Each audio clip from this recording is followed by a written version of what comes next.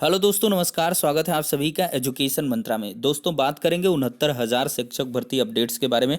दोस्तों, यहाँ पर एक नए विवाद के बारे में चर्चा होगी, जिसमें 69,000 चयनितों को अब कुछ कारणों की वजह से नियुक्ति पत्र निरस्त करने संबंधी यहाँ पर नोटिस जारी हुआ है।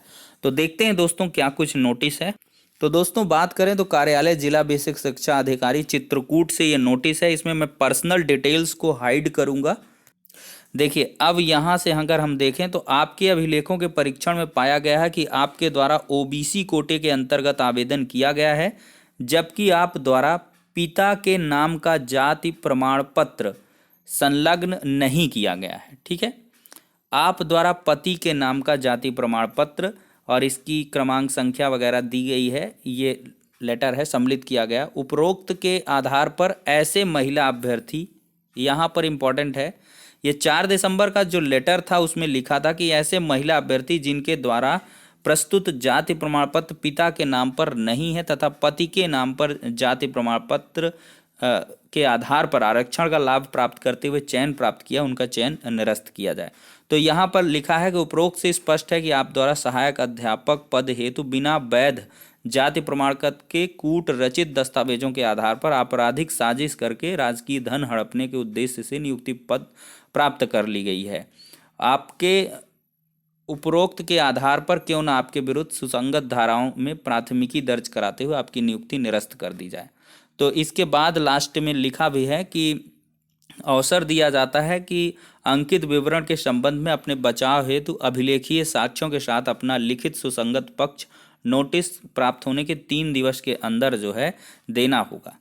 तो अब दोस्तों, यहाँ पर अगर हम बात कर लें तो ये जो मामला है, प्रकरण है, ये पूरे प्रदेश स्तर का है। चूंकि क्या हुआ है कि 31,277 की काउंसलिंग में ये बाधा नहीं थी, कुछ जनपदों में थी, लेकिन जो हुआ है स्पेशली जाति निवास के बारे में चीज़ें हुई और 28/5/2020 की कट ऑफ डेट दी गई, 28/5/2020 की, कि जाति जो होना चाहिए वो 28/5/2020 के पहले का निर्गत होना चाहिए।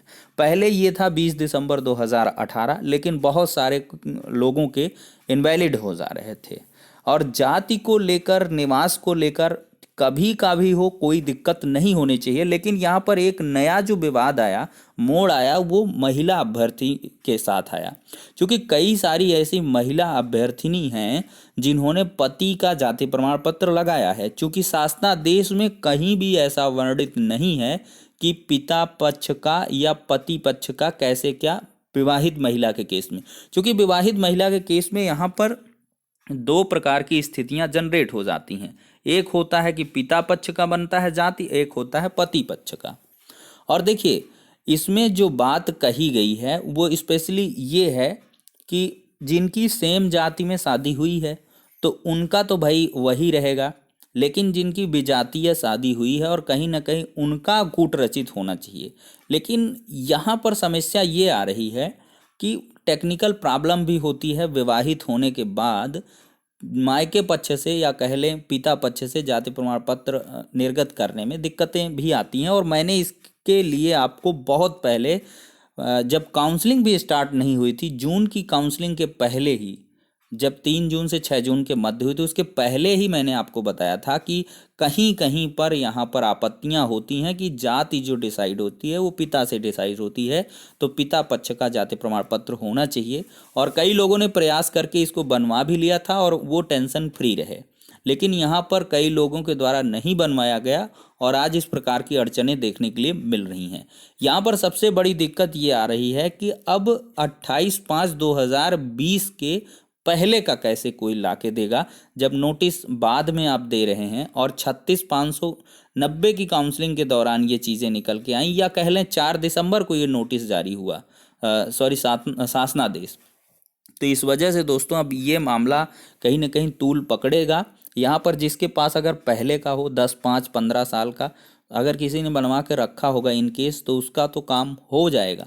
लेकिन जिसका नहीं है तो उसके आधार पर यहाँ पर शासन स्तर से फिर से एक यहाँ पर चीज़ें या कह लें सर्कुलर जनरेट करना होगा, जिसमें साफ साफ ये वर्णित रहे कि जो है विवाहित महिला के केस में उनका जाति प्रमाण पत्र अद्यतन हो और वो पिता के नाम का हो तो उसको मान लिया जाए, अन्यथा यहाँ पर बहुत सारी दिक्कतें देखने के लिए मिल सकती हैं। क्योंकि ये अभी चित्रकूट का मामला है, कई सारे जनपदों में 31,277 में अभी ये मामला बंद है, लेकिन वो कहीं ना कहीं फिर से वहाँ पर भी शुरू हो जाएगा। तो इसके लिए सचिव बेसिक शिक्षा परिषद प्रयागराज से भी यहाँ पर जो है चीज़ें निकल के आनी चाहिए, उनका भी स्पष्टीकरण होना चाहिए, जिससे कि अभ्यर्थियों को दिक्कतों का सामना ना करना पड़े। क्योंकि यहाँ पर सेम जाति में लगभग लगभग सबकी शादी हुई ही है और उन्होंने अपना भाई वही जाति का प्रमाण पत्र लगा दिया है और उसके आधार पर यहाँ पर अब नियुक्ति पत्र निरस्त करने संबंधी आप पहले का लाइए, पहले का कोई कैसे लाएगा यदि उसके पास नहीं है, इनकेस गुम हो गया या क्षतिग्रस्त हो गया है, कोई भी कारण है, तो इस वजह से यहाँ पर दिक्कतें आ रही हैं दोस्तों। तो कहीं ना कहीं नए नए विवाद यहाँ पर 69,000 में देखने के लिए मिल रहे हैं। और यहाँ पर बात करें तो नई शिक्षक भर्ती के जो अभ्यर्थी प्रिपरेशन कर रहे हैं वो लोग यहाँ पर अवश्य ही, जो भी महिला अभ्यर्थिनी हैं उनकी चाहे शादी हुई हो चाहे ना हुई हो, अगर हो गई है इनकेस तो आप लोग बनवा लें पिता का। नई भर्ती में अप्लाई करने से पहले आप अपना पिता पक्ष का जाति प्रमाण पत्र, पिता पक्ष का मतलब ये होता है कि आपका नाम रहेगा और पिताजी का नाम रहेगा, उसके आधार पर जाति प्रमाण पत्र निर्गत करवा के रख लें अभी से।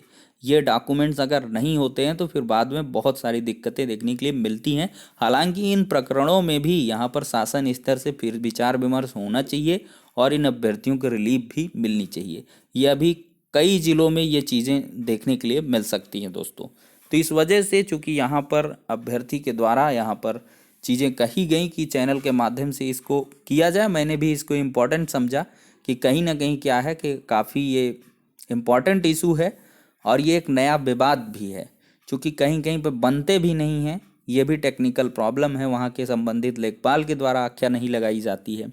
उनके द्वारा ये है कि विवाहित होने के बाद से जो जाति प्रमाण पत्र होगा वो पिता का ना होकर पति पक्ष से बनेगा, लेकिन यहाँ पर मांगा फिर क्यों जा रहा है पिता पक्ष का, बहुत जगह से बन भी जाता है।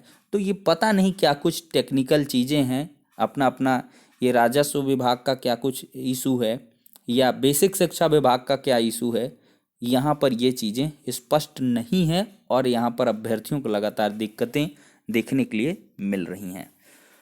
तो दोस्तों कुल मिलाकर इस वीडियो सेशन के माध्यम से ये है कि अगर किसी को ऐसी प्रॉब्लम का सामना करना पड़ा है तो उन्होंने आखिरकार क्या कुछ अपने बचाव में ये चीज़ें की हुई हैं, तो वो लोग कमेंट बॉक्स के माध्यम से अपना जवाब अवश्य दें। और इसके साथ ही साथ जो नए लोग हैं या अप्लाई करने वाले हैं तो वो लोग सतर्क हो जाएं और अभी से इन डॉक्यूमेंट्स को रेडी कर लें। और बहुत सारे लोगों को मैंने टाइमली जो है आगाह भी किया था और बहुत सारे लोग सतर्कता के आधार पर ये चीज़ें किए थे और आज उनको कहीं ना कहीं दिक्कतें नहीं देखने के लिए मिली हैं। तो चलिए दोस्तों, इस वीडियो सेशन के माध्यम से इतना ही, नेक्स्ट वीडियो में मिलते हैं।